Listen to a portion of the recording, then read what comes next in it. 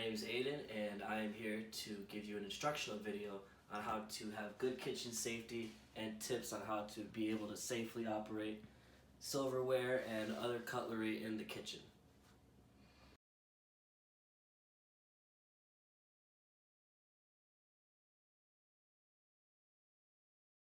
Avoid baggy clothes as they could potentially catch flame, and open-toed shoes that expose you. So, change it to something more fitting and have shoes on that are able to cover your toes. The next step is to wash your hands thoroughly. Make sure you get between your fingers, under your fingernails, rinse it under warm water, and wash it for at least 20 seconds. You'll be handling food that has the potential for cross-contamination, leading to foodborne illnesses that you do not want to get.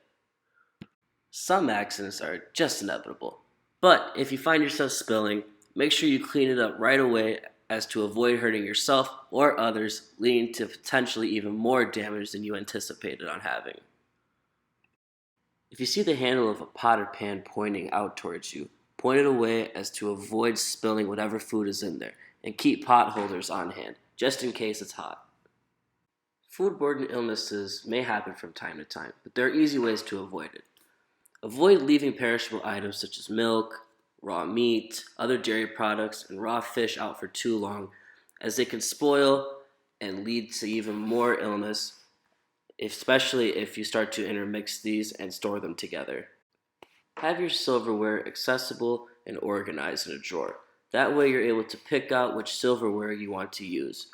Also, have your knives stored in either a wood block or a silverware drawer out of the reach of children or other people who may be in harm's way if they get their hands on them.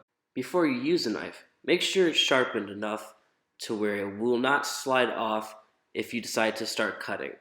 Because if it slides off, there's a potential that you may get cut in the process.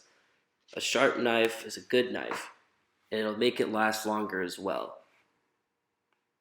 When using the knife, notice the person here is pushing the blade down and pushing it through rather than pulling it towards himself. His fingers are curled under, with his knuckles guiding rather than his fingertips to avoid slicing himself. The cutting board, and yes, use a cutting board, not your hand, has rubber edges on it to stay in place, and if it doesn't, use a damp towel to keep it in place. Notice that the blade tip never leaves the surface when mincing, as it is fast and rapid and there's a higher risk of injury to occur. And that will conclude the instructional video.